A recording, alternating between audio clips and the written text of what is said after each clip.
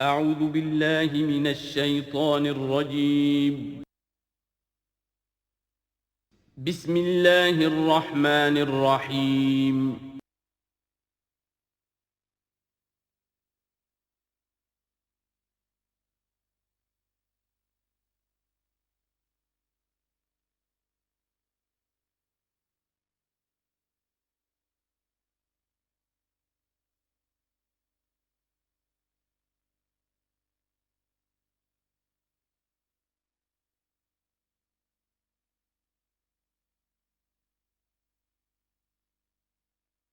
نحمده ونصلي على رسوله الكريم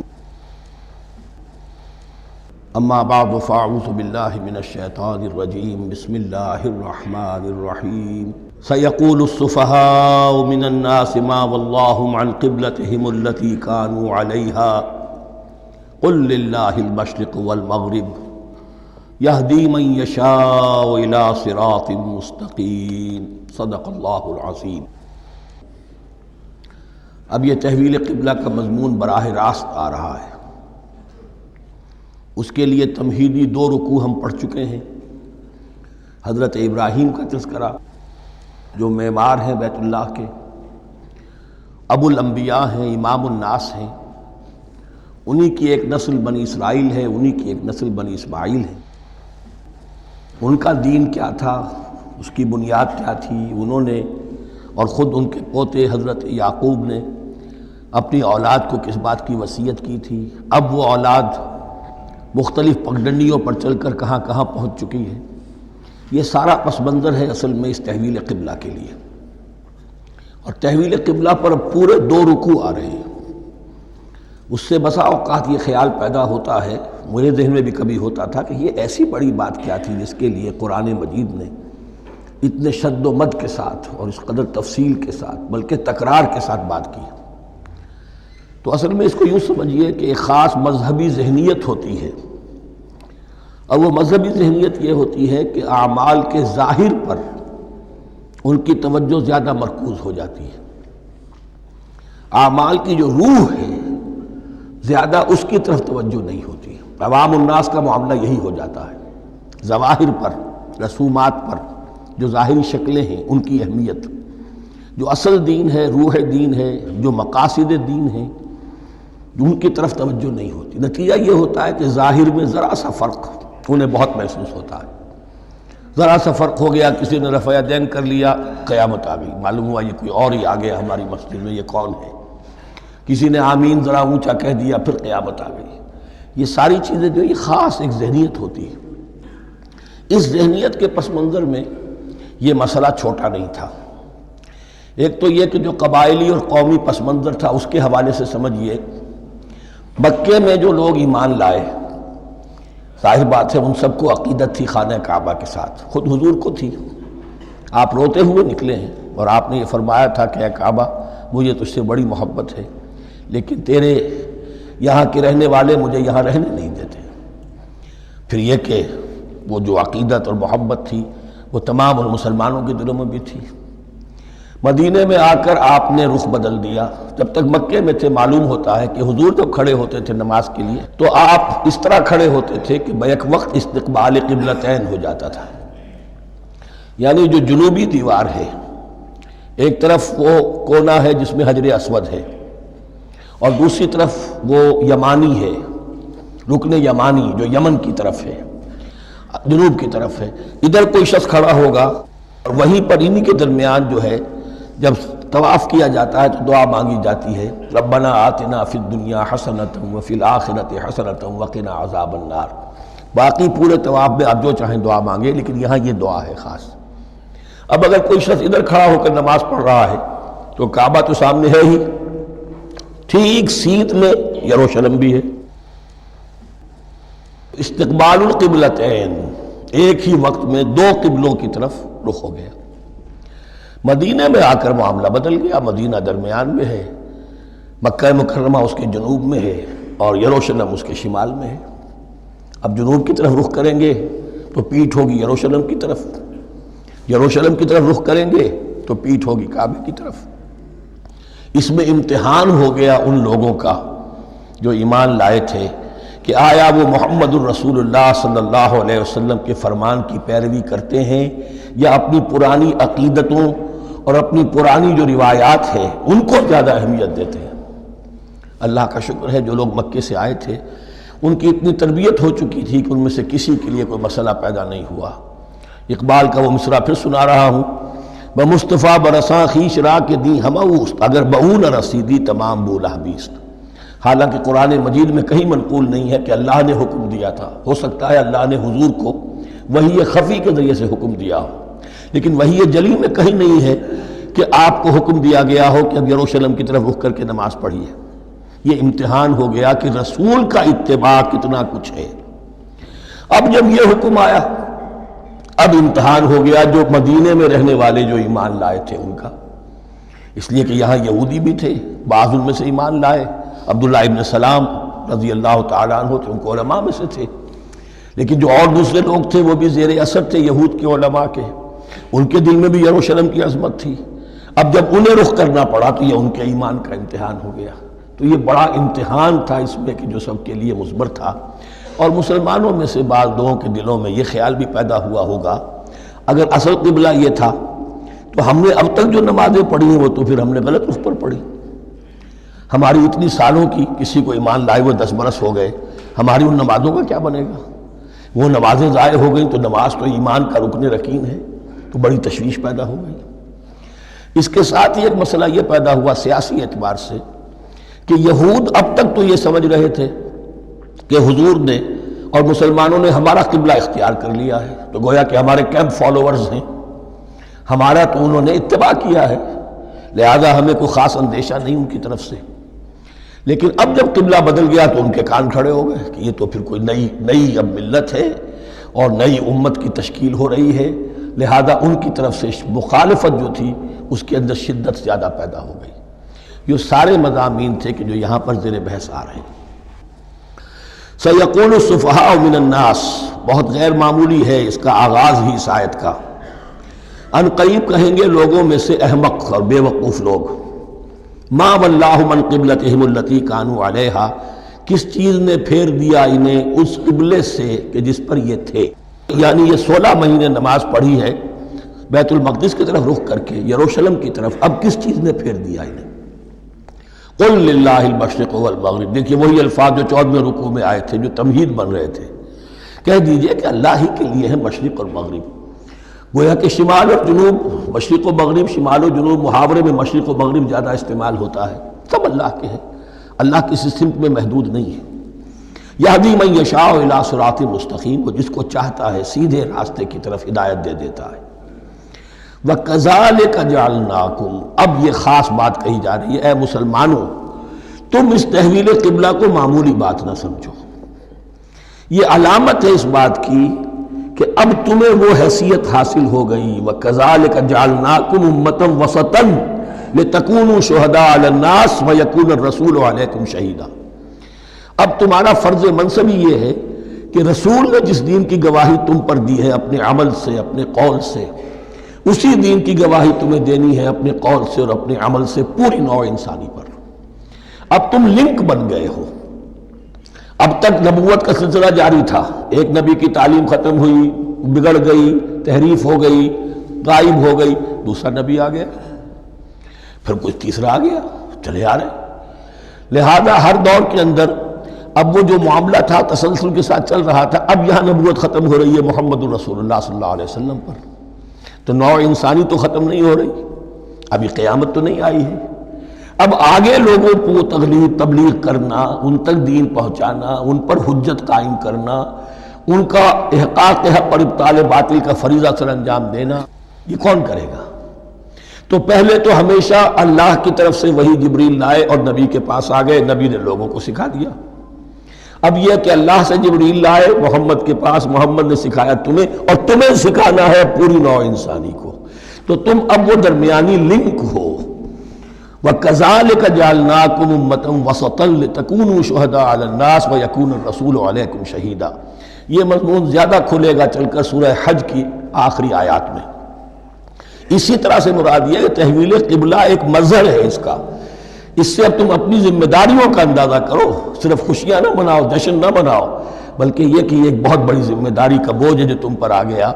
کبھی ہم نے اپنے بندے محمد کے کاندھوں پر جب یہ بوجھ رکھا تھا تو ان سے بھی کہا تھا صلی اللہ علیہ وسلم انا سنلقی علیک قولا ثقیلا، اے نبی ہم آپ پر ایک بھاری بات ڈالنے والے ہیں۔ وہی بھاری بات بہت بڑے پیمانے پر اب تمہارے کندھوں پر آ گئی ہے۔ وَكَذَلِكَ جَعَلْنَاكُمْ أُمَّةً وَسَطًا لِتَكُونُوا شُهَدَاءَ عَلَى النَّاسِ وَيَكُونَ الرَّسُولُ عَلَيْكُمْ شَهِيدًا وَمَا جَعَلْنَا الْقِبْلَةَ الَّتِي كُنْتَ عَلَيْهَا، اور ہم نے نہیں قرار دیا تھا اس قبلے کو جس پر کہ اے نبی آپ پہلے تھے۔ یعنی یہ دو طرح کی بات ہو سکتی ہے، وہی خفی سے اللہ نے فرمایا ہو کہ اے محمد اب کچھ عرصے کے لیے یروشلم کی طرف رخ کر کے نماز پڑھو، وہی جلی میں نہیں ہے، اور یہ بھی ہو سکتا ہے یہ حضور کا اجتہاد ہو اور اسے اللہ نے قبول فرما لیا ہو۔ دونوں باتوں کا امکان موجود ہے۔ حضور کے اجتہاد پر اگر اللہ کی طرف سے نفی نہ آئے تو وہ گویا اللہ کی طرف سے۔ وَمَا جَعَلْنَا الْقِبْلَةَ الَّتِي كُنْتَ عَلَيْهَا إِلَّا لِنَعْلَمَ مَن يَتَّبِعُ الرَّسُولَ وَمِمَّن يَنقَلِبُ عَلَىٰ عَقِبَيْهِ، اور نہیں ٹھہرایا تھا ہم نے اس قبلے کو جس پر کہ آپ رہے ہیں مگر یہ جاننے کے لیے کہ کون ہے، یہ ظاہر کرنے کے لیے کہ کون ہے کہ جو اتباع کرتے ہیں رسول کا صلی اللہ علیہ وسلم، اور وہ کون ہے کہ جو اپنی ایڑیوں کے بل لوٹ جاتے ہیں۔ یعنی مدینے میں آ کر اگر کوئی مکے کا مسلمان کہتا صاحب یہ قبلہ مجھے قبول نہیں ہے، وہ واپس ہو جاتا، ایسا ہوا نہیں۔ اور اب جب مکے کی طرف رخ ہو گیا ہے تو کوئی انصار میں سے، کوئی مدینے میں جو ایمان لائے ان میں سے کسی نے کہا کہ ٹھیک ہے جی ہمارا قبلہ وہ تھا، اب آپ نے اپنا قبلہ بدل دیا، آپ کا راستہ اور ہمارا راستہ اور، نہیں، وہ تمام کے تمام مسلمان ان آزمائشوں میں کامیاب ہوئے۔ وَإِن كَانَتْ لَكَبِيرَةً إِلَّا عَلَى الَّذِينَ هَدَى اللَّهُ، اور واقعہ یہ ہے یقیناً یہ بہت بڑی بات تھی۔ اس طرح قبلے کے اندر تبدیلی قبول کر لینا آسان بات نہیں ہوتی، بڑا حساس مسئلہ ہوتا ہے، مگر ان کے لیے کہ جن کو اللہ نے ہدایت دی۔ وَمَا كَانَ اللَّهُ لِيُضِيعَ إِيمَانَكُمْ، اور اللہ ہرگز تمہارے ایمان کو ضائع کرنے والا نہیں ہے۔ ایمان سے یہاں مراد نماز جو ہے الصلاۃ عماد الدین، وہ جو تشویش ہو گئی تھی کہ ہماری ان نمازوں کا کیا بنے گا جو ہم نے 16 مہینے پڑھی ہیں بیت المقدس کی طرف رخ کر کے۔ وَمَا كَانَ اللَّهُ لِيُضِيعَ إِيمَانَكُمْ، اس وقت وہ حکم تھا رسول کا، وہ اللہ کے ہاں مقبول ہے۔ اس وقت یہ حکم ہے جو تمہیں رسول کی معرفت مل رہا ہے، اب تم اس کی پیروی کرو۔ ان اللہ بالناس لرؤوف الرحیم، یقیناً اللہ تعالیٰ تو انسانوں کے حق میں بہت ہی شفیق ہے اور بہت ہی رحیم ہے۔ قد نرى تقلب وجهك في السماء، معلوم ہوتا ہے خود حضور کو انتظار تھا اس فیصلے کا، اور معلوم ہوتا ہے کہ آپ پر بھی شاخ گزر رہا تھا یہ وقفہ کہ جس میں نماز پڑھتے ہوئے پیٹھ ہو رہی تھی بیت اللہ کی طرف، تو آپ بار بار آپ کی نگاہیں آسمان کی طرف اٹھتی تھی کہ کب وحی آئے، کب جبرائیل حکم لے کر آئیں۔ قد نرى تقلب وجهك في السماء، اے نبی ہم نے آپ کے چہرے کا بار بار آسمان کی طرف اٹھنا دیکھ لیا ہے۔ فَلَنُوَلِّيَنَّكَ قِبْلَةً تَرْضَاهَا، اس آیت میں بڑی شفقت، بڑی محبت، بڑی عنایت ہے محمد الرسول اللہ صلی اللہ علیہ وسلم کے لیے اللہ کی طرف سے۔ تو ہم بدلے دیتے ہیں، پھیرے دیتے ہیں قبلہ جو آپ کو پسند ہے۔ ظاہر بات ہے کہ حضور کو جو محبت تھی اور جو بھی آپ کو ایک رشتہ قلبی تھا بیت اللہ کے ساتھ، فَلَنُوَلِّيَنَّكَ قِبْلَةً تَرْضَاهَا، ہم بدلے دیتے ہیں، بدل دیں گے قبلہ اسی طرف جو آپ کو پسند ہے۔ فَوَلِّ وَجْهَكَ شَطْرَ الْمَسْجِدِ الْحَرَامِ، تو بس اب پھیر دیجئے اپنے رخ کو مسجد حرام کے رخ پر۔ وَحَيْثُ مَا كُنْتُمْ، اور مسلمانوں جہاں کہیں بھی تم ہو، مدینے میں ہو یا کہیں اور ہو، مغرب میں ہو، شمال میں ہو، جنوب میں ہو، کہیں ہو، فَوَلُّوا وُجُوهَكُمْ شَطْرَهُ، تو اپنا چہرہ نماز میں اسی کے رخ پر پھیرو۔ وَإِنَّ الَّذِينَ أُوتُوا الْكِتَابَ لَيَعْلَمُونَ أَنَّهُ الْحَقُّ مِنْ رَبِّهِمْ، اور جن لوگوں کو کتاب دی گئی تھی وہ جانتے ہیں کہ یہ حق ہے ان کے پروردگار کی طرف سے۔ تورات میں بھی یہ مذکور تھا کہ اصل قبلہ ابراہیمی وہی تھا، اس لیے کہ یروشلم تو تعمیر کیا ہے حضرت ابراہیم سے کوئی 1000 سال کے بعد حضرت سلیمان نے۔ یہ جو بھی ہیکل سلیمانی ہے کم سے کم 1000 برس کا فصل ہے حضرت ابراہیم میں حضرت سلیمان میں۔ تو حضرت ابراہیم کا قبلہ کون سا تھا؟ تو وہ بھی مولانا امین احسن اصلاحی صاحب نے اردو میں ترجمہ کیا ہے مولانا حمید الدین فراہی کی کتاب کا، اور وہ بہت اہم ہے اس موضوع کو سمجھنے کے لیے۔ بہت سے مسلمان مفسرین نے بھی اس میں ٹھوکر کھائی ہے۔ ان الذین اوتوا الکتاب لیعلمون انہ الحق من ربہم وما اللہ بغافل عما یعملون، اور اللہ غافل نہیں ہے اس سے کہ جو وہ کر رہے ہیں۔ وَلَئِنْ أَتَيْتَ الَّذِينَ أُوتُوا الْكِتَابَ بِكُلِّ آیَةٍ مَا تَبِعُوا قِبْلَتَكَ، اے نبی آپ ان اہل کتاب کو اگر تمام دلائل بھی دے دیں گے، تمام نشانیاں بھی دکھا دیں گے، تب بھی یہ آپ کے قبلے کی پیروی نہیں کریں گے۔ وَمَا أَنْتَ بِتَابِعٍ قِبْلَتَهُمْ، اور نہ ہی اب آپ پیروی کرنے والے ہیں ان کے قبلے کی، یہ تو لکم دینکم ولی دین والا معاملہ ہو گیا۔ وَمَا بَعْضُهُمْ بِتَابِعٍ قِبْلَةَ بَعْضٍ، حد یہ ہے کہ یہ خود جو ہے آپس میں ایک دوسرے کے قبلے کی پیروی نہیں کرتے، یعنی نصارہ اور یہود اگرچہ یروشلم سب کا قبلہ ہے، لیکن عین یروشلم میں جا کر جو یہودی ہیں وہ مغربی گوشے کو اختیار کرتے تھے، مغرب کی طرف رخ کرتے تھے ہیکل سلیمانی میں، اور جو نصارہ ہے وہ مشرق کی طرف، اس لیے کہ حضرت مریم سلام علیہا نے جو اعتکاف کیا تھا مکاناً شرقیہ، وہ جو مکان تھا ان کا جہاں اعتکاف تھا، جہاں فرشتہ ان کے پاس آیا ہے، وہ ہیکل کے کسی شرقی گوشے میں تھا، تو انہوں نے عیسائیوں نے اسی کو اپنا شرقی گوشے کو قبلہ بنا لیا۔ وَلَئِنِ اتَّبَعْتَ أَهْوَاءَهُمْ، اور اے نبی اگر بالفرض آپ نے ان کی خواہشات کی پیروی کی، من بعد ما جاءك من العلم، اس کے بعد کہ آپ کے پاس العلم صحیح علم آ چکا ہے، إِنَّكَ إِذًا لَمِنَ الظَّالِمِينَ، تو آپ بھی پھر ظلم کرنے والوں میں سے ہو جائیں گے، معاذ اللہ۔ الذین آتیناہم الکتاب یعرفونہ کما یعرفون ابناءہم، جن لوگوں کو ہم نے کتاب دی یعنی تورات اور انجیل کے جو صحیح ماننے والے ہیں، یہ نکتہ یہاں نوٹ کر لیجئے، تورات اور انجیل کے ماننے والوں میں سے غلط کاروں کے لیے مجہول کا صیغہ آتا ہے، اوتوا الکتابہ، جنہیں کتاب دی گئی تھی، اور جو ان میں سے ٹھیک تھے صحیح رخ پر تھے ان کے لیے معروف کا صیغہ ہوتا ہے جنہیں کتاب ہم نے دی تھی۔ یہ انداز جو ہے معروف اور مجہول کا، یہ آپ دیکھیں گے کہ فرق ہوگا، جہاں ان کی کسی غلط بات کا تذکرہ ہوگا الذین اوتوا الکتاب، اور جہاں اچھی بات کا تو وہاں یہ کہ جو آتیناہم الکتاب، الذین آتیناہم الکتاب یعرفونہ کما یعرفون ابناءہم، وہ ایسے ہی پہچانتے ہیں اس کو۔ ہو کی ضمیر قبلے کی طرف بھی ہے، اور ہو کی ضمیر محمد الرسول اللہ کی طرف بھی ہے، ہو کی ضمیر قرآن کی طرف بھی ہے، ایسے پہچانتے ہیں جیسے اپنے بیٹوں کو۔ وَإِنَّ فَرِيقًا مِّنْهُمْ، اور یقیناً ان میں سے ایک گروہ وہ ہے لَيَكْتُمُونَ الْحَقَّ وَهُمْ يَعْلَمُونَ، جو جانتے بوجھتے حق کو چھپاتے ہیں۔ الحق من ربک، یہ حق ہے آپ کے رب کی طرف سے، فلا تکونن من الممترین، تو آپ ہرگز نہ بنے شک کرنے والوں میں۔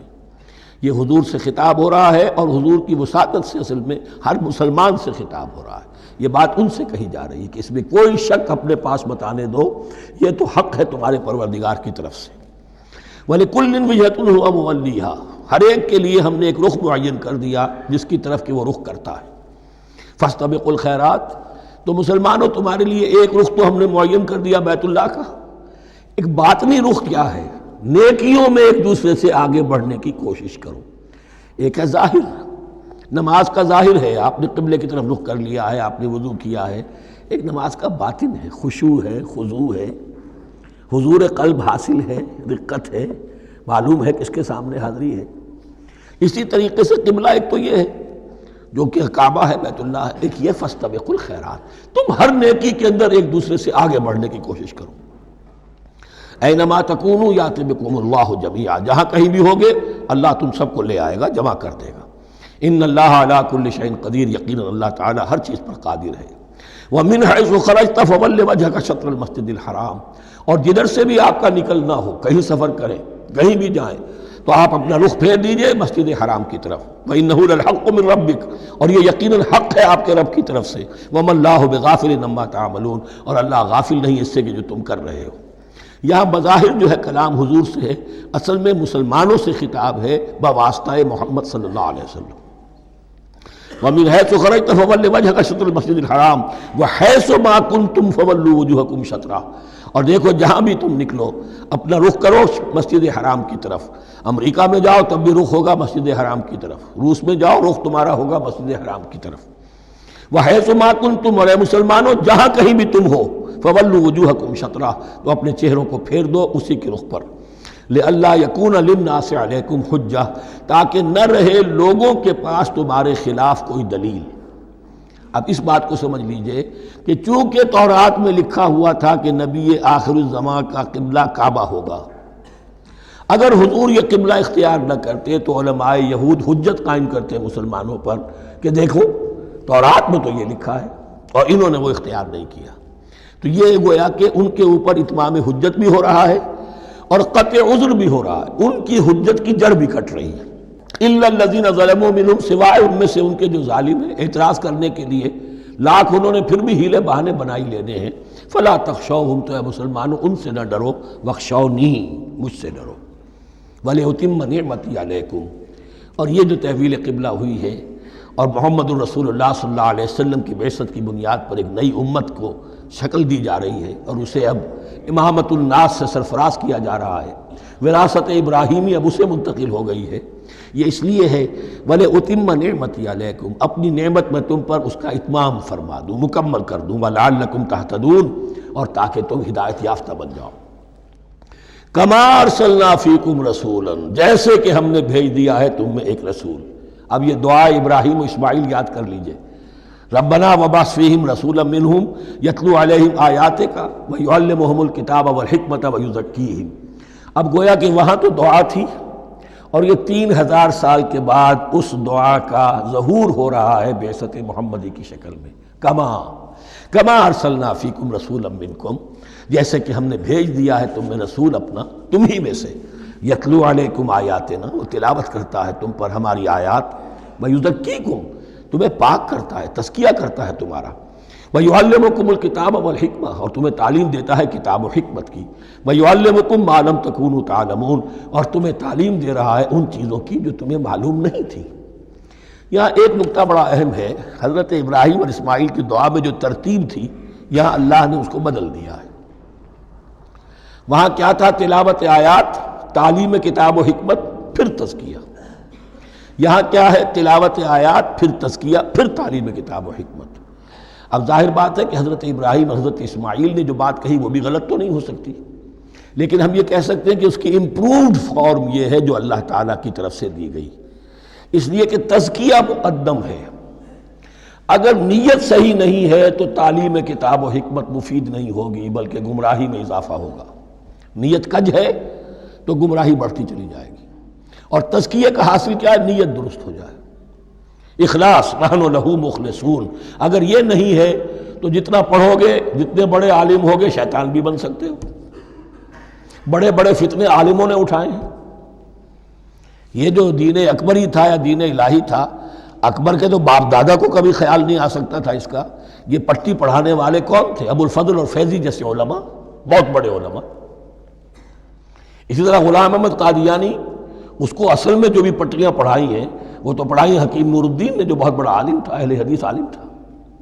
تو در حقیقت بہت بڑا عالم ہوگا، اگر اس کی کج ہو گئی نیت تو اتنا ہی بڑا فتنہ اٹھا دے گا. اس پہلو سے تزکیہ مقدم ہے، اور اس کا ثبوت یہ ہے، یہی مضمون سورہ آل عمران میں آیا، یہی مضمون پھر سورہ جمعہ میں آئے گا. وہاں بھی ترتیب یہی ہے، تینوں جگہ پر اللہ کی طرف سے ترتیب یہی ہے.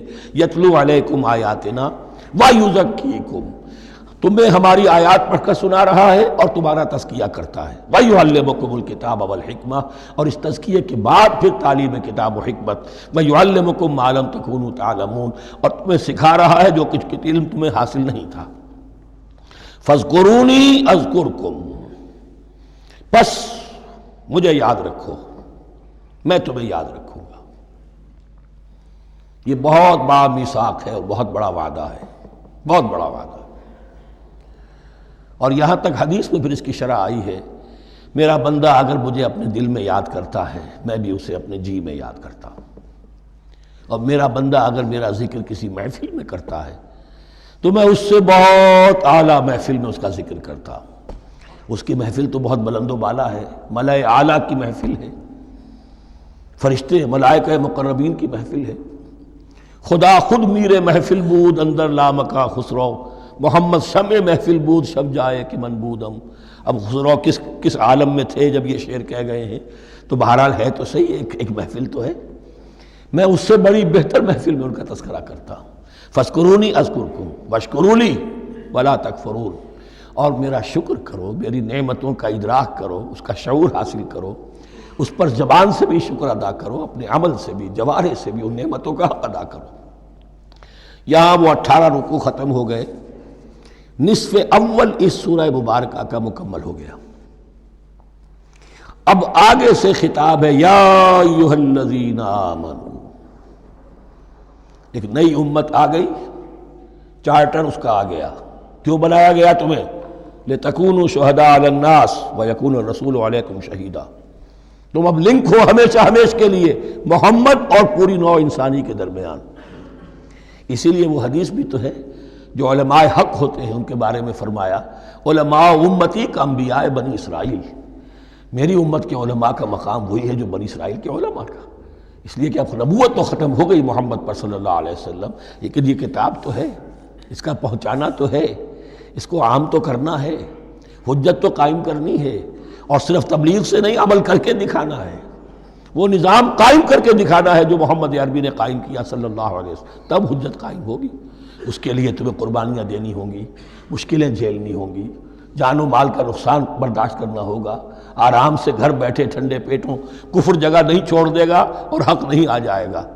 کفر کو ہٹانے کے لیے اور باطل کو ختم کرنے کے لیے اور حق کو قائم کرنے کے لیے تن من دھن تمہیں لگانے ہوں گے۔ اب دیکھیے وہ قول آ رہی ہے یا ایھا الذین آمنوا استعینوا بالصبر والصلاۃ، یہی وہ الفاظ تھے کہ وہ جو 7 آیتیں تھیں جن کو میں نے کہا تھا خطاب میں بنی اسرائیل میں وہ بمنزلہ فاتحہ ہیں، ان میں الفاظ آئے تھے واستعینوا بالصبر والصلاۃ وانھا لکبیرۃ الا علی الخاشعین الذین یظنون انہم ملاقو ربہم وانہم الیہ راجعون۔ اب وہی خطاب یہاں ہو رہا ہے یا ایھا الذین آمنوا استعینوا بالصبر والصلاۃ، یہ میں بیان وہاں کر چکا ہوں، ان اللہ مع الصابرین، جان لو کہ اللہ صبر کرنے والوں کے ساتھ ہے۔ اس بیعت سے کیا مراد ہے؟ ایک بات تو متفق علیہ ہے، اللہ کی مدد، اللہ کی تائید، اللہ کی نصرت ان کے شامل حال ہے۔ باقی یہ کہ اللہ تعالیٰ جہاں کہیں بھی ہم ہیں ہمارے ساتھ ہے، کس طرح ہے یہ ہم نہیں جانتے، لیکن یہ فرمایا اس نے کہ میں تو تمہاری دگے جان سے بھی زیادہ قریب ہوں۔ وَلَا تَقُولُوا لِمَنْ يُقْتَلُ فِي سَبِيلِ اللَّهِ أَمْوَاتٌ، اب پہلے ہی قدم پر قتل کی بات آ گئی۔ شرط اول قدم این است کہ مجنون باشی، پہلا قدم یہ ہے جانے دینے کے لیے تیار ہو جاؤ۔ وَلَا تَقُولُوا لِمَنْ يُقْتَلُ فِي سَبِيلِ اللَّهِ أَمْوَاتٌ، مت کہو ان کو کہ جو اللہ کی راہ میں قتل ہو جائیں مردہ، وہ مردہ نہیں ہے، بل احیاء، وہ زندہ ہے، ولیکن لا تشعرون، لیکن تمہیں اس کا شعور نہیں ہے۔ شہداء جو اللہ کی راہ میں قتل ہو جائیں ان کے لیے یوم آخر تک کا انتظار نہیں ہے، ان کی براہ راست جنت میں داخلہ ملتا ہے۔ قیل ادخل الجنہ قال یا لیت قومی یعلمون بما غفر لی ربی وجعلنی من المکرمین، وہاں تاخیر نہیں ہے، لہذا وہ تو زندہ ہیں۔ یہی مضمون پھر آئے گا سورہ آل عمران میں اور زیادہ نکھر کر، وَلَنَبْلُوَنَّكُمْ بِشَيْءٍ مِّنَ الْخَوْفِ وَالْجُوعِ۔ اب یہ ہے کہ پہلے سے دکھا دیا، اللہ تعالیٰ دھوکہ نہیں دینا چاہتا۔ دیکھ لو جس راہ میں قدم رکھا ہے اب آزمائشیں آئیں گی، تکلیفیں آئیں گی، رشتہ دار ناراض ہوں گے، بیوی شوہر سے لڑے گی، شوہر بیوی سے لڑے گا، اولاد والدین سے جدا ہوگی، یہ سب کچھ ہوگا، فساد ہوگا، فتور ہوگا، تصادم ہوگا، جان و مال کا نقصان ہوگا۔ وَلَنَبْلُوَنَّكُمْ، ہم لازماً آزمائیں گے تمہیں بِشَيْءٍ مِّنَ الْخَوْفِ، خوف کی کیفیت سے، وَالْجُوعِ، بھوک، فاقے، کیسے کیسے فاقے آئے، کیا ہوا ہے غزوہ احزاب میں، کیا ہوا ہے جو اس سے کے بعد جو جیش العسرہ ہے، تبوک کی جنگ ہے۔ وَنَقْصٍ مِّنَ الْأَمْوَالِ وَالْأَنفُسِ وَالثَّمَرَاتِ، اور نقصانات ہوں گے مالی بھی جانی بھی، اور ثمرات۔ اب ثمرات یہاں دو معنی دے رہا ہے، چونکہ مدینے والوں کی جو تھی اصل جو ان کی معیشت تھی وہ زرعی تھی، پھل، خاص طور پر کھجور، یہ ان کی پیداوار تھی، جسے آج کل آپ کہتے ہیں کیش کراپ جو ہے ان کی، وہ یہ تھی۔ اب ایسا بھی ہوگا کہ فصل تیار کھڑی ہے، اگر اسے اتارا نہ کھجور سے تو ضائع ہو جائے گی، اور ادھر سے تبوک کا حکم آ گیا نکلو اللہ کی راہ، یہ ساری فصل ضائع ہو جائے گی۔ امتحان ہو گیا کہ نہیں؟ اور اس کے علاوہ ایک اور ہے اس کا مفہوم، انسان کچھ بہت محنت کرتا ہے، جد و جہد کرتا ہے، کیریئر بناتا ہے، اپنا ایک مقام بنا لیتا ہے اس کیریئر میں، اس پروفیشن میں، اس راستے پر آتا ہے تو کچھ اور ہی شکل اختیار کرنی پڑتی ہے۔ وہ تجارت کے زمانے میں جو محنت کی تھی، وہ کیریئر کو اب جمانے میں جو محنت کی تھی، وہ سارا کا سارا معاملہ جو ہے وہ کھو کر پھر اس وادی میں آنا پڑتا ہے۔ وَلَنَبْلُوَنَّكُمْ، یہ بھی ثمرات ہیں نا، محنت کے ثمرات۔ وَلَنَبْلُوَنَّكُمْ بِشَيْءٍ مِّنَ الْخَوْفِ وَالْجُوعِ وَنَقْصٍ مِّنَ الْأَمْوَالِ وَالْأَنفُسِ وَالثَّمَرَاتِ وَبَشِّرِ الصَّابِرِينَ، اور اے نبی بشارت دیجئے صابروں کو، صبر کرنے والوں کو۔ یہ کون ہے؟ الذین اذا اصابتہم مصیبۃ، وہ لوگ کہ جن کو جب بھی کوئی مصیبت آئے قالوا انا للہ وانا الیہ راجعون، وہ کہتے ہیں ہم اللہ ہی کے تو ہیں، اللہ ہی کی طرف ہمیں لوٹ جانا ہے، کل بھی جانا تھا آج چلے جائیں، حاضر ہیں، جتنی جلدی بلا لیں۔ نشان مرد مومن باتوں گویم جو مرگ آیا تبسم مر لبے اوست، مرد مومن کی تو نشانی یہی ہے کہ جب موت آئے تو مسرت کے ساتھ اس کے چہرے پر، اس کے ہونٹوں پر مسکراہٹ ہو۔ یہ ایمان، جو میں نے کہا تھا لٹمس ٹیسٹ یہ ہے کہ بندہ مومن اس دنیا میں زیادہ رہنے کی خواہش نہیں کر سکتا۔ لائف از اے لائبلٹی، جو لمحہ آ رہا ہے اس کا حساب دینا ہوگا،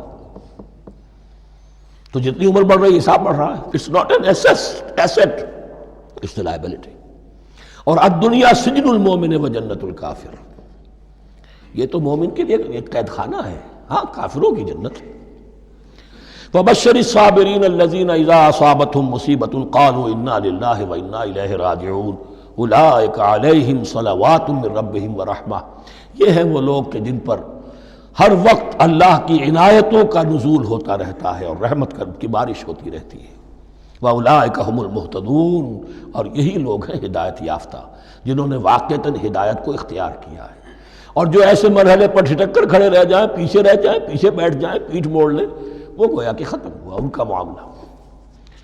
اب چونکہ اس معاملے میں بحث ہو گئی تھی خانہ کعبہ کی بھی، پھر اسی میں مقام ابراہیم کی بات آ گئی تھی، تو کچھ ذہنوں میں سوال پیدا ہوا کہ یہ جو حج کے مناسک میں صفا اور مروہ جو ہے، یہ بھی تو آخر اسی کا تو ان کی کیا حقیقت ہے، کوئی حقیقت ہے یا نہیں؟ فرمایا ان الصفا والمروہ من شعائر اللہ، یہ بھی اللہ کے شاعر میں سے ہے۔ شاعر کسے کہتے ہیں؟ وہ چیز جو شعور بخشے۔ تو وہ چیزیں کہ جن کے ساتھ اولو العزم پیغمبروں یا اولو العزم انسانوں، اولو العزم اولیاء اللہ کے کچھ حالات و واقعات کا کوئی ذہنی سلسلہ قائم ہوتا ہو، وہ گویا کہ شعور دلانے والے ہوتے ہیں، یاد دلانے والے ہوتے ہیں، اللہ تعالیٰ کی طرف ذہن کو لے جانے والے ہوتے ہیں، اس اعتبار سے شاعر۔ ان الصفا والمروہ من شعائر اللہ فمن حج البیت او اعتمر فلا جناح علیہ ان یطوف بہما، تو جو کوئی بھی ہمارے گھر کا حج کرے، بیت اللہ کا حج کرے یا عمرہ کرے، اعتمر، فلا جناح علیہ، تو کوئی حرج نہیں ہے اس پر، ان یطوف بہما، کہ ان دونوں کا بھی طواف کرے، وہ جو 7 چکر لگائے جاتے ہیں، ان الصفا والمروہ۔ ومن تطوع خیرا، جو شخص جان بوجھ کر بھلا کام کرتا ہے، فإن اللہ شاکر علیم، تو جان لو اللہ بڑا قدردان ہے۔ اب شکر انسان کرتا ہے تو اس کے معنی کیا ہوں گے؟ احسان مند ہونا۔ وہی شکر اللہ کرتا ہے شکور، اس کے کیا معنی ہوں گے؟ قدردانی، میرے بندے نے یہ کام کیا، میرے بندے نے میرے لیے یہ محنت کی، یہ قربانی دی۔ ان اللہ شاکر علیم، اور جانتا ہے، چاہے کسی اور کو پتہ نہ چلے، اسے تو معلوم ہے۔ اگر تم نے اللہ کی رضا جوئی کے لیے کسی کو کوئی مالی مدد دی ہے اس حال میں کہ جو کچھ داہنے ہاتھ نے دیا ہے بائیں کو بھی خبر نہیں ہونے دی، کجا یہ کہ کسی اور انسان کے سامنے اس کا تذکرہ ہو، تو اب یہ جو ہے اللہ کے تو علم میں ہے۔ اگر تو اللہ سے اجر و ثواب چاہتے ہو تو اس کا ڈنڈورا پیٹنے کی کوئی ضرورت نہیں، اور اگر تم نے لوگوں کو دکھانے کے لیے کیا تھا تو وہ تو شرک ہو گیا، لائبلٹی ہو گئی۔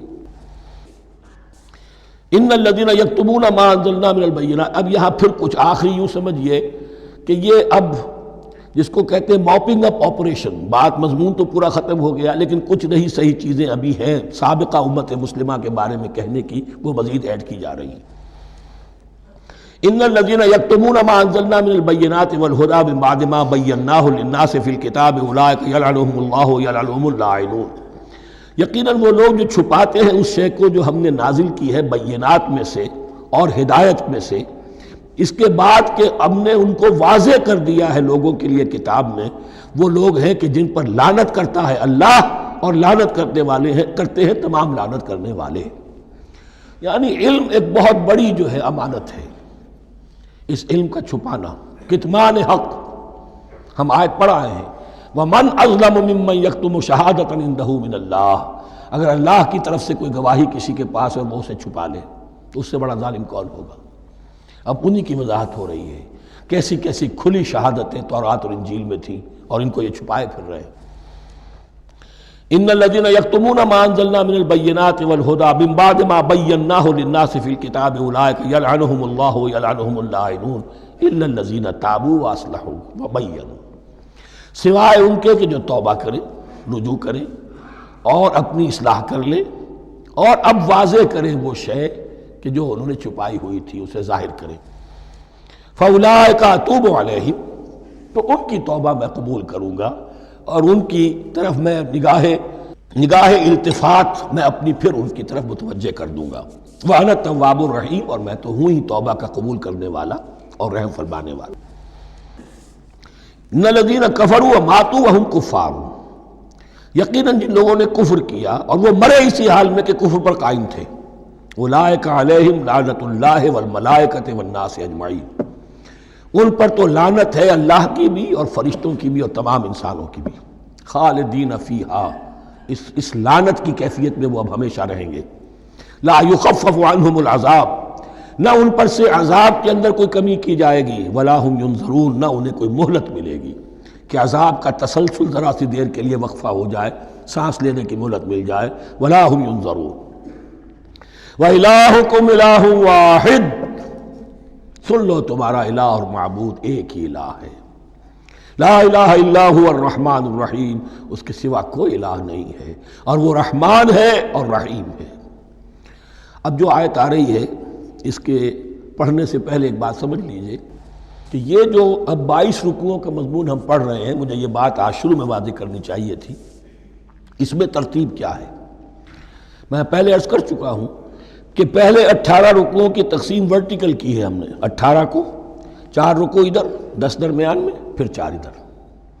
یہاں اب چلے گی ہاریزونٹل تقسیم، افقی تقسیم، اور اس کی بھی شکل کیا ہے کہ 4 مضامین ہیں کہ جو تانے بانے کے ساتھ بنے ہوئے ہیں، یا 4 لڑیاں ہیں مضمون کی کہ جن کو بٹ کر رسی بنا دیا گیا۔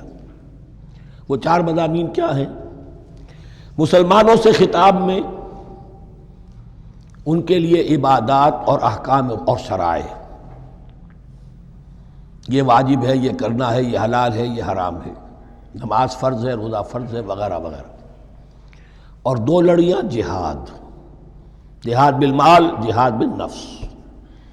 جہاد بالنفس کی آخری انتہا قتال ہے، جہاں انسان نقد جان ہاتھ پر رکھ کر، ہتھیلی پر رکھ کر میدان میں حاضر ہو جاتا ہے۔ جو جنگ میں گیا اس نے اپنے آپ کو موت کے لیے پیش کر دیا، بچ کر آ جائے تو بونس ہے۔ اس اعتبار سے یہ 4 جڑیں۔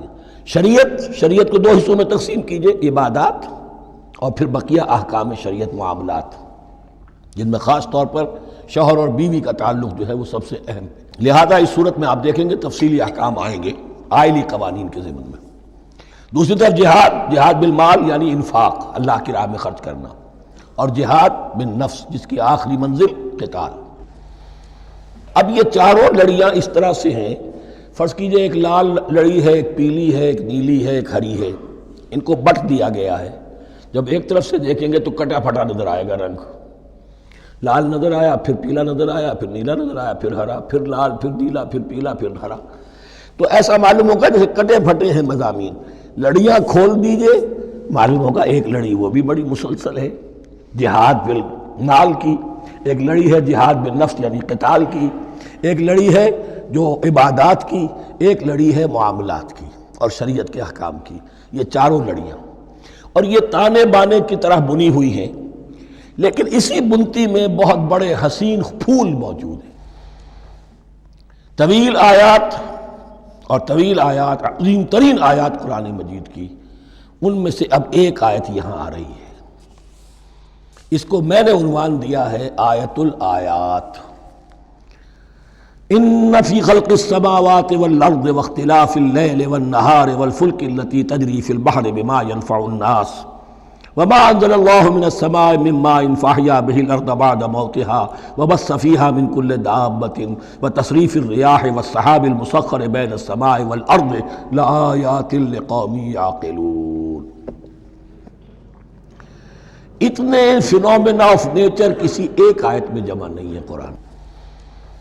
اللہ تعالیٰ تمام فینومینا آف نیچر کو اپنی آیتیں قرار دیتا ہے۔ آسمان اور زمین کی تخلیق، رات اور دن کا الٹ پھیر مختلف جگہوں پر، اور یہ جو ستارے ہیں اور یہ جو بھی نباتات ہیں زمین کی، ان میں سے آیتیں ہی آیت۔ لیکن ان آیت الآیات کو جس طرح یہاں ایک آیت میں سمویا ہے، یہ حکمت کا ایک بہت بڑا پھول ہے، بہت بڑا پھول جو ان چار لڑیوں کی بنتی کے اندر آ گیا ہے۔ یقیناً آسمان اور زمین کی تخلیق میں اور رات اور دن کے الٹ پھیر میں اور اس جہاز میں یا کشتی میں جو چلتی ہیں سمندر میں یا دریاؤں میں، وہ سامان لے کر جو لوگوں کو نفع دیتا ہے، بما ينفع الناس وما انزل اللہ من السماء من ماء، اور اس پانی میں کہ جو اللہ نے اتارا ہے آسمان سے، فاحیا به الارض بعد موتها، اور پھر اس سے وہ زندہ کر دیتا ہے زمین کو اس کے مردہ ہو جانے کے بعد۔ بے آب و گیا زمین پڑی تھی، بارش ہوئی ہے، اسی میں سے رویدگی آ گئی ہے۔ وبث فیہا من کل دابہ، اور یہ تمام حیوانات اور چرند اور پرند جو اس کے اندر پھیلا دیے گئے ہیں۔ وتصریف الریاح، اور یہ ہواؤں کا چلنا جو ہے، کبھی پروا چل رہی ہے، کبھی پچھمی چل رہی ہے، کبھی مشرق سے آ رہی ہے، کبھی مغرب سے آ رہی ہے، تصریف الریاح ہے۔ والسحاب المسخر بین السماء والارض، اور ان بادلوں میں کہ جو معلق کر دیے گئے آسمان اور زمین کے درمیان۔ لآیات لقوم یعقلون، ان سب میں آیات ہیں، نشانیاں ہیں ان لوگوں کے لیے جو عقل سے کام لیں۔ ان کو دیکھو اور ان کے خالق کو، مدبر کو پہچانو۔ آیات ہیں، اور ان کے آیات کے پہچاننے کا جو عملی نتیجہ نکلنا چاہیے، اور جس کو عام طور پر لوگ نہیں پہنچ پاتے جس تک، اب اگلی آیت میں اس کا تذکرہ ہے۔ نتیجہ تو نکلنا یہ چاہیے کہ پھر محبوب اللہ ہی ہو، شکر اسی کا ہو، اطاعت اسی کی ہو، عبادت اسی کی ہو۔ جب سورج میں کچھ نہیں، یہ تو اللہ نے اس کو بنایا ہے، یہ حرارت جو ہے اللہ نے دی ہے، چاند میں کچھ نہیں، ہوائیں چلانے والا کوئی وہی تو ہے۔ تو اب کسی شے کے لیے کوئی شکر نہیں، کسی شے کے لیے کوئی عبادت نہیں، کوئی ڈنڈوت نہیں، کوئی سجدہ نہیں، بلکہ صرف اللہ کے لیے، اور وہی مطلوب و مقصود بن جائے، وہی محبوب ہو۔ لا محبوب الا اللہ، لا مقصود الا اللہ، لا مطلوب الا اللہ۔ جن لوگوں کی یہاں تک رسائی نہیں ہو جاتی، وہ لوگ کسی اور شے کو اپنا محبوب و مطلوب بنا کر اس کی پرستی شروع کر دیتے ہیں۔ خدا تک نہیں پہنچے، اپنے نفسی کو معبود بنا لیا، جو یہ کہے کر رہے، معبود تو ہو گیا۔ ارأیت من اتخذ الہہ ہواہ، اپنے قوم کو معبود بنا لیا، قوم کی برتری کے لیے اور قوم کی سربلندی کے لیے جانے بھی دے رہے، وطن کو معبود بنا لیا۔ اس حقیقت کو علامہ اقبال نے سمجھا ہے، اس دور کا سب سے بڑا بت وطن ہے۔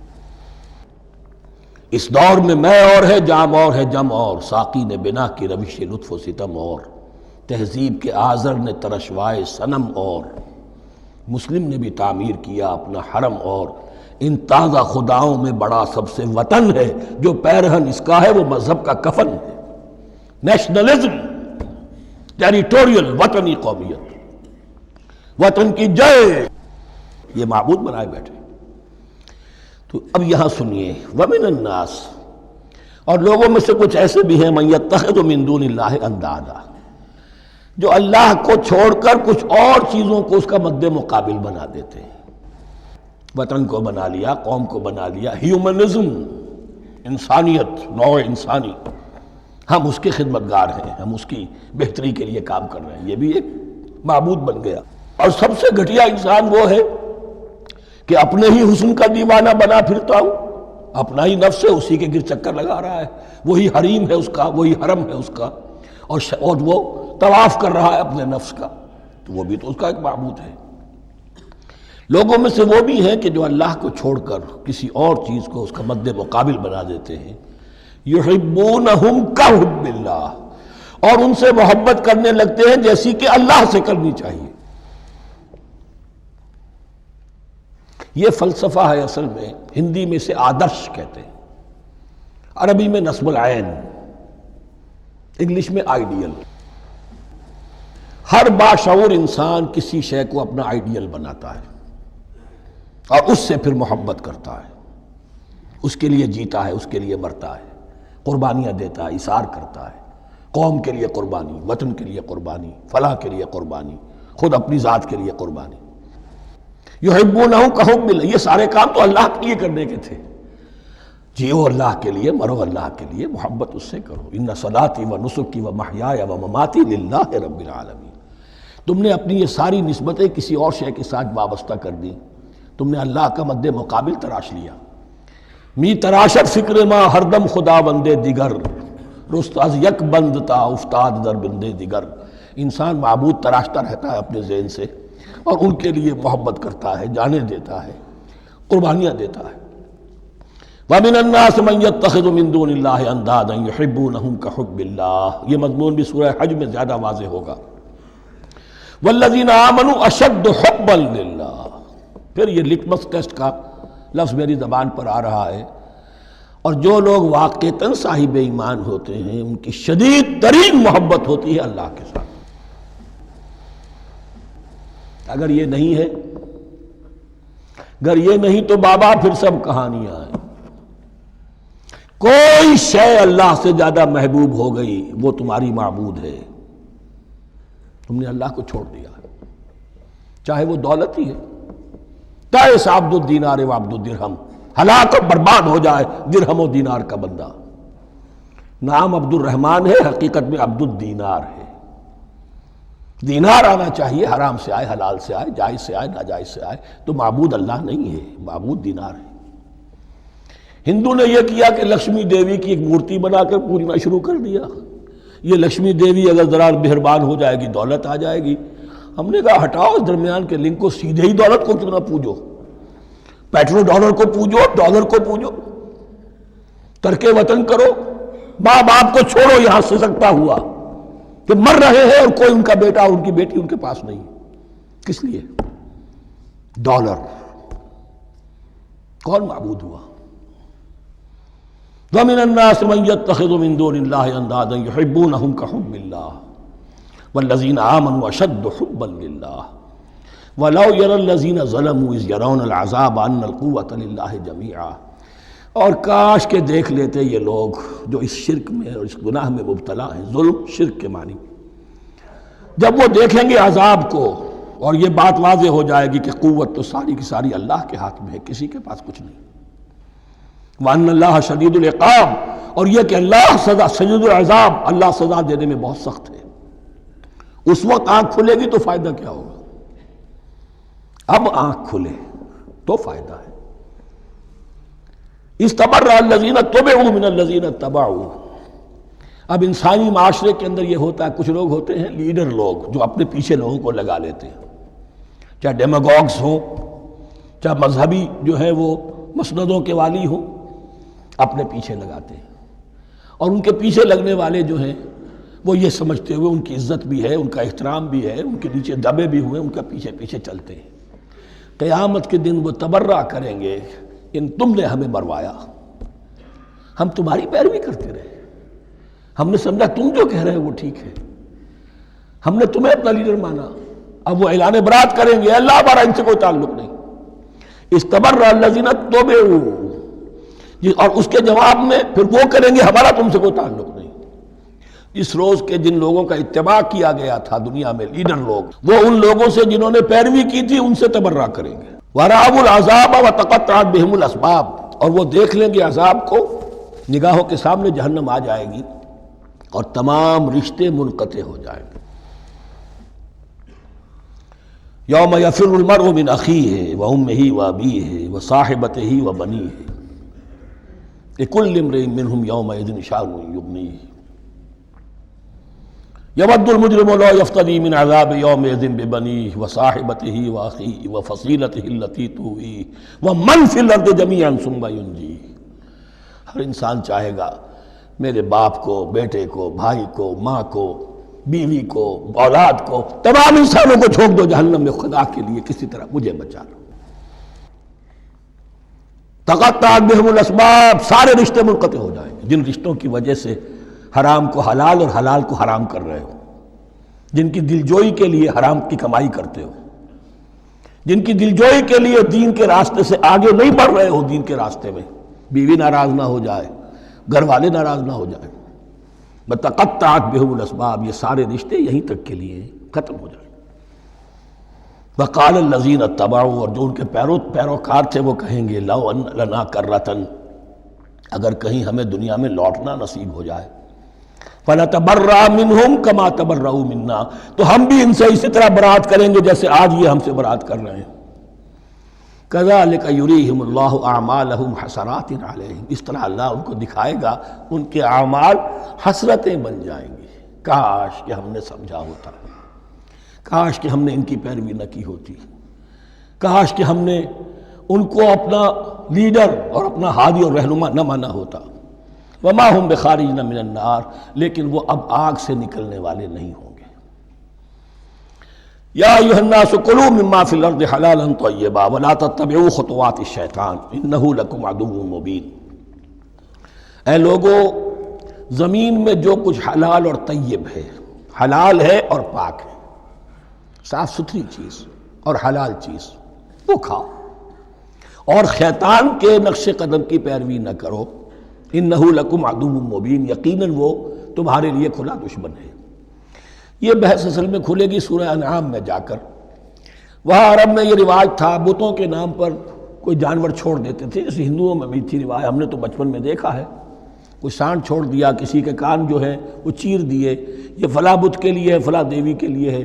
اب اسے کوئی کچھ نہیں کہہ سکتا تھا، وہ جہاں چاہیں وہ منہ ماریں جا کر ان کا، اور پھر ان کا ظاہر بات ہے ان کا گوشت کیسے کھایا جا سکتا تھا.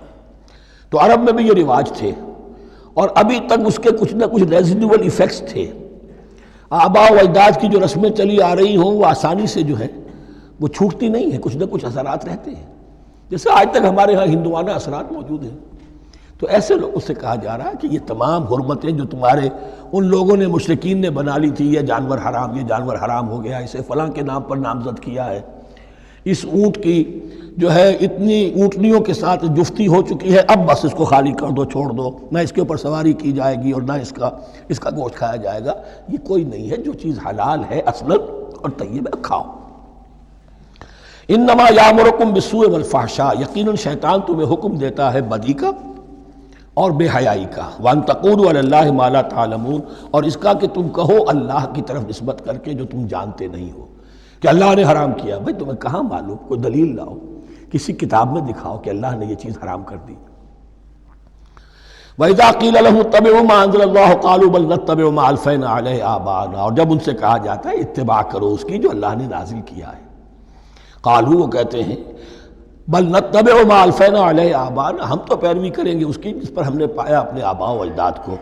أَوَلَوْ كَانَ آبَاؤُهُمْ لَا يَعْقِلُونَ شَيْئًا وَلَا يَهْتَدُونَ، کیا وہ اپنے آباء و اجداد ہی کی پیروی کرتے رہیں گے، خواہ ان کے آباء و اجداد نہ کسی بات کو سمجھ پائے ہوں نہ ہدایت یافتہ ہوئے. میں نے عرض کر دیا تھا کہ سورہ بقرہ میں جہاں دعوت تیسرے رکوع کی پہلی آیت شروع ہوئی، یا ایھا الناس اعبدوا ربکم الذی خلقکم والذین من قبلکم لعلکم تعقلون، وہ بھی تو مخلوق تھے جیسے تم مخلوق ہو، تم سے خطا ہو سکتی ہے، ان سے بھی ہوئی، تم غلطی کر سکتے ہو، انہوں نے بھی کی. وَمَثَلُ الَّذِينَ كَفَرُوا كَمَثَلِ الَّذِي يَنِقُ بِمَا لَا يَسْمَعُ إِلَّا دُعَاءً وَنِدَاءً. یہاں ذرا تمثیل کے اندر ایک پیچیدگی ہے کہ بظاہر ترجمہ تو یہ ہوگا کہ مثال ان لوگوں کی جنہوں نے کفر کیا اس شخص کی سی ہے جو پکار رہا ہے ایسی چیز کو جو نہ سنتا ہے نہ سمجھتا ہے. ہاں یہ پتہ چلتا ہے کہ کچھ پکار رہا ہے، جانور ہوتے ہیں انہیں اور کیا سمجھ میں آتا ہے. تو یہاں پہ اصل میں تمثیل میں مراد یہ ہے کہ حضور صلی اللہ علیہ وسلم اور مسلمان ان لوگوں کو جو سمجھانے کی کوشش کر رہے ہیں ان میں سے کچھ ایسے بھی ہیں کہ جو کچھ نہیں سمجھتے. دعا اور ندا تو ہے، صم بکم عمی فہم لا یعقلون، لیکن وہ بہرے بھی ہیں، گونگے بھی ہیں، اندھے بھی ہیں، وہ عقل سے کام نہیں لیتے. یا ایھا الذین آمنوا کلوا من طیبات ما رزقناکم، اے اہل ایمان کھاؤ ان تمام پاکیزہ چیزوں میں سے جو ہم نے تمہیں دی ہیں. واشکروا للہ، اللہ کا شکر ادا کرو، ان کنتم ایاہ تعبدون، اگر تم واقعتاً اسی کی عبادت کرنے والے ہو. جیسا کہ میں نے عرض کیا سورہ الانعام میں یہ ساری چیزیں آئیں گی اور تفصیل سے. انما حرم علیکم المیتۃ والدم ولحم الخنزیر وما اہل بہ لغیر اللہ، بنیادی طور پر اللہ تعالیٰ نے وہ کھانے کے جو اہل عرب میں اس وقت رائج تھے ان میں سے 4 چیزوں کی حرمت کا اعلان کیا ہے بار بار. مکی صورتوں میں بار بار ہوا ہے اور یہاں پھر یہ مدنی صورت کے اندر گویا کہ آخری بار. انما حرم علیکم المیتۃ، اللہ نے تم پر حرام کیا مردار کو، جو اپنی آپ موت مر گیا، ذبح نہیں کیا گیا، والدم، اور خون حرام ہے، نجس ہے۔ اسی لیے جو ذبح کرنے کا ہمارا طریقہ ہے وہ یہ ہے کہ صرف گردن کو کاٹا جائے تاکہ اس میں شریانے وغیرہ کٹ جائے اور اکثر جو ہے خون جسم کا نکل جائے۔ اگر جھٹکا کیا جائے جیسے سکھ کرتے تھے، ایک ہی تلوار کے وار سے گردن اڑا دی بکری کی، یا یہ کہ جیسے کہ یورپ وغیرہ میں ہوتا ہے، تو پھر وہ خون اندر رہ جاتا ہے جسم کے، اس کے اندر پھر وہ اینٹھن نہیں ہوتی اس حیوان کے جسم میں کہ جس سے خون جو ہے وہ باہر چلا جائے۔ تو وہ لحم الخنزیر، اور تیسری چیز ہے خنزیر کا گوشت، اور چوتھی چیز وما اہل بہ لغیر اللہ، اور وہ کہ جس پر پکارا گیا ہو کسی کا نام اللہ کے سوا۔ اب اس میں ایک چیز تو یہ ہے کہ جسی شے کو ذبح کرتے ہوئے کسی بت کا، کسی دیوی کا، کسی دیوتا کا تذکرہ کیا، وہ تو حرام مطلق ہو ہی گیا، اس کا گوشت کھانا حرام مطلق ہے۔ لیکن اسی کے تابع یہ ہوگا کسی بزرگ کا قرب حاصل کرنے کے لیے اس کے مزار پر لے جا کر وہاں ذبح کیا جا رہا ہے۔ پوچھیں گے تو ہم تو اللہ کے لیے ذبح کر رہے ہیں، تو اللہ کے لیے تو اپنے گھر میں بھی کر سکتے تھے ذبح، یہاں کیوں لائے ہو؟ اس کو تم نے کسی اعتبار سے اس صاحب قبر کا جو ہے اس کا تقرب حاصل کرنے کا ذریعہ بنایا۔ یہ چیزیں بھی اسی کی تابع ہو جائیں گی۔ اللہ کے لیے کرنا تو ہر جگہ کر سکتے ہو، ہم تو صرف ایصال ثواب کے لیے کر رہے ہیں، تو اپنے گھر میں بیٹھ کر کرو گے تو کیا ایصال ثواب نہیں ہو جائے گا؟ ٹھیک ہے اللہ، ہم یہ خرچ کر رہے ہیں، ہم نے یہ جانور ذبح کیا ہے تیرے لیے، اس کا ثواب جو ہے فلاں کو پہنچا دے۔ یہ ہے چار چیزیں بنیادی طور پر۔ فمن اضطر غیر باغ ولا عاد، ان میں بھی ایک رعایت ہے، اگر کوئی مضطر ہو گیا ہے، مجبور ہو گیا ہے، جان نکل رہی ہے اور کوئی شے کھانے کو نہیں، لیکن دو شرطیں پوری ہو، غیر باغ ولا عاد، وہ اس حرام کی طرف رغبت نہ رکھتا ہو، اور نہ جو ناگزیر حد ہے جان بچانے کی اس سے آگے بڑھے۔ صرف جان بچانے کے لیے مردار کا گوشت بھی کھا سکتا ہے، سور کا گوشت بھی کھا سکتا ہے، جو بھی چاہے جان بچانے کے لیے یہ رک سکتے ہیں، لیکن اس شے کی طرف کوئی رغبت اور میلان طبیعت میں نہ ہو۔ یہ اللہ تو جانتا ہے، اگر تو معاملہ اس سے ہے تو اس سے تو چھپی ہوئی بات نہیں ہے، اور جتنا ناگزیر ہے جان بچانے کے لیے اس سے آگے نہ بڑھے۔ فلا اسم علیہ، ان دو شرطوں کے ساتھ جان بچانے کے لیے حرام چیز بھی کھائی جا سکتی ہے۔ ان اللہ غفور الرحیم، یقیناً اللہ غفور الرحیم ہے۔ ان الذین یکتمون ما انزل اللہ من الکتاب ویشترون بہ ثمنا قلیلا، یقیناً وہ لوگ جو چھپاتے ہیں اس کو جو اللہ نے نازل کیا ہے کتاب میں سے اور فروخت کرتے ہیں انہیں بہت حقیر سی قیمت پر، اولئک ما یاکلون فی بطونہم الا النار، یہ لوگ نہیں بھر رہے اپنے پیٹوں میں مگر آگ۔ ولا یکلمہم اللہ یوم القیامہ، اللہ ان سے کلام نہیں کرے گا قیامت کے دن۔ ولا یزکیہم، نہ انہیں پاک کرے گا۔ ولہم عذاب علیم، ان کے لیے دردناک عذاب ہے۔ اولئک الذین اشتروا الضلالۃ بالہدی، یہ ہے وہ لوگ کہ جنہوں نے ہدایت دے کر ضلالت خرید لی ہے۔ والعذاب بالمغفرہ، اور مغفرت اللہ کی اپنے ہاتھ سے دے کر عذاب خرید لیا ہے۔ فما اصبرہم علی النار، تو کتنا ہے ان کا حوصلہ آگ کے لیے، بڑے صابر ہیں اس جہنم کی آگ کے لیے، کس طرح تیاری کر رہے ہیں۔ ذالک بان اللہ نزل الکتاب بالحق، یہ اس لیے کہ اللہ نے تو کتاب نازل کی حق کے ساتھ۔ وان الذین اختلفوا فی الکتاب لفی شقاق بعید، اور یقیناً جن لوگوں نے کتاب اور شریعت میں پھر یہ پگڈنڈیاں نکالی، اختلاف کی، وہ بڑی ہی دشمنی میں اور بڑی ہی شقاوت کے اندر مبتلا ہو گئے۔ بارک اللہ لی ولکم فی القرآن العظیم ونفعنی وإیاکم بالآیات والذکر الحکیم۔